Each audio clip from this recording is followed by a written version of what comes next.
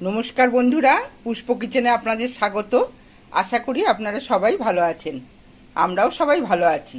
আজকে আপনাদের সঙ্গে আমি শেয়ার করছি পুঁই শাক, কুমড়ো আর আলু চিংড়ি মাছ দিয়ে একটি দারুণ স্বাদের রেসিপি। এর জন্য আমি উপকরণ নিয়েছি পুঁই শাক লম্বা লম্বা করে কেটে নিয়েছি। এবার দেখুন ডুমো ডুমো করে আলু কেটেছি, আর ছোট ছোট করে ডুমো ডুমো করে কুমড়ো কেটে নিয়েছি, আর নিয়েছি একটা টমেটো কেটে, আর চিংড়ি মাছ লবণ আর হলুদ মাখিয়ে ধুয়ে এই যে রেখেছি। অল্প পরিমাণে চিংড়ি মাছও নিয়েছি। এই দিয়ে আমার এই রেসিপিটা হবে। আপনারা দেখতে থাকুন, আমার সাথে থাকুন।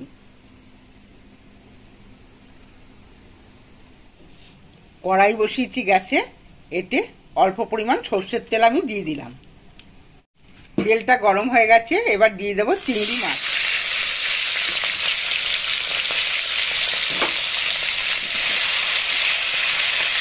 চিংড়ি মাছটাকে ভালো করে আমি ভেজে নেব। দেখুন বন্ধুরা, মাছ ভাজাটা আমার হয়ে গেছে। এবার আমি তুলে নিচ্ছি। এবার এই তেলেতেই দিয়ে দেবো এই ডুমো ডুমো করে কাটা আলুটা।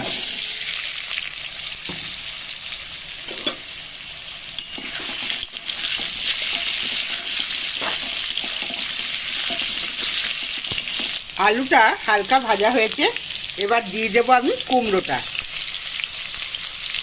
এই আলু আর কুমড়ো দিয়ে আমি একটু ভালো করে ভেজে নেব।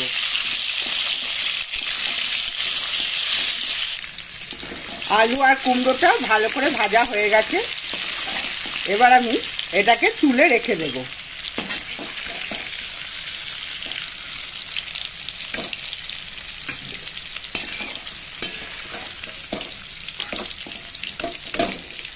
এই গরমে তেল আর আমি বেশি দেব না। এই তেলেতেই আমি দিয়ে দেব 5 ফোড়ন আর 2টো শুকনো লঙ্কা।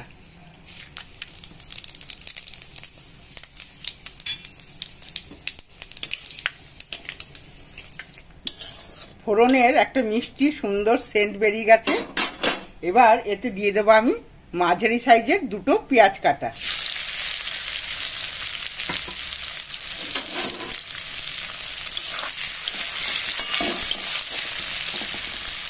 পেঁয়াজটাকে তেলে ভালো করে ভেজে নেব। পেঁয়াজটা ভাজা হয়ে গেছে, এরপরে এতে দিয়ে দেব টমেটো। একটা টমেটোকে আমি 4 ভাগ করে নিয়েছি। এবার টমেটোটা দিয়ে দিলাম। এবার এতে দিয়ে দেব আদা রসুন বাটা। আদা রসুন বাটা আমি অল্পই দিয়েছি, 1 চা চামচ হবে।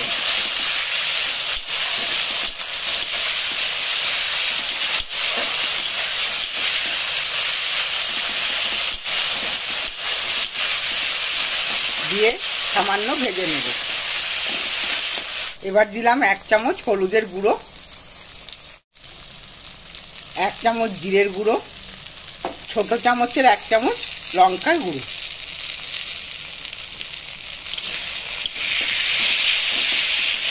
এবার এই মশলা ধোয়া জলটা আমি দিয়ে দিলাম, দিয়ে আমি 2 মিনিট কষিয়ে নেব।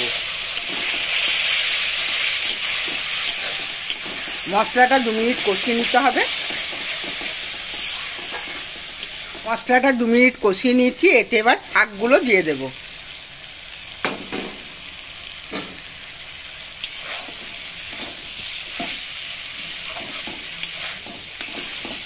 এই শাকের জলে মশলাটা দিয়েই এটা কষানো হবে, শাকটাও সেদ্ধ হয়ে যাবে।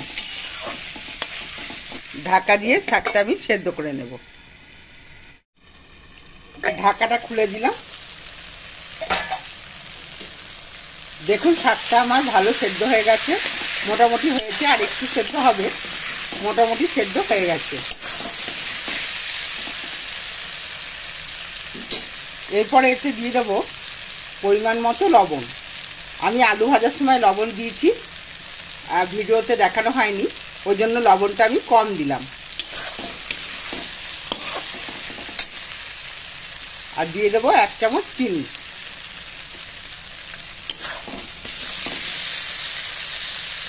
এবার ভাজা আলু আর কুমড়োটাকে এতে দিয়ে দেব। দিয়ে 2 মিনিট কষিয়ে নেব।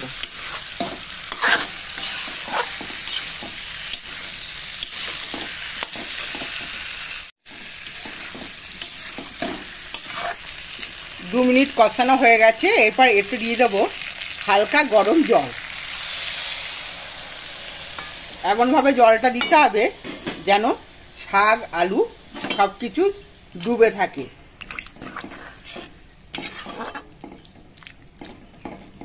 এই জলেই সেদ্ধটা হয়ে যাবে।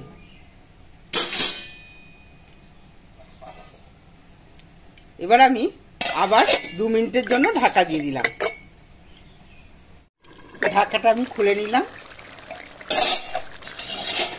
এবার দেখুন আমার আলু কুমড়ো শাক সবই সেদ্ধ হয়ে গেছে।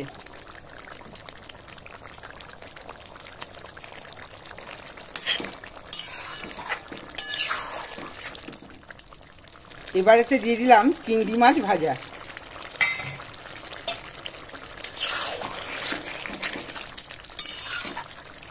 আর 1 চামচ ভাজা মশলা, জিরে আর ধনে আর একটা শুকনো লঙ্কা দিয়ে আমি ভেজে রেখেছিলাম, দিয়ে সেটাকে গুঁড়ো করে দিলাম।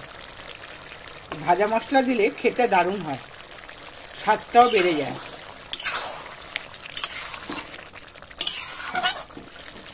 বন্ধুরা, আমার ভিডিওগুলো যদি আপনাদের ভালো লেগে থাকে তাহলে লাইক করবেন, কমেন্টস করে জানাবেন আপনাদের কেমন লাগলো।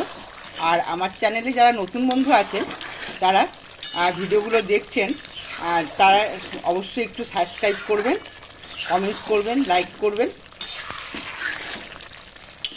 আর যতটা সম্ভব একটু শেয়ার করে দেবেন। রান্নাটা কমপ্লিট হয়ে গেছে, এবার আমি নামিয়ে দেব।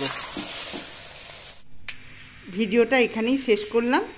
আপনারা এই গরমে সবাই ভালো থাকবেন, সুস্থ থাকবেন। ধন্যবাদ।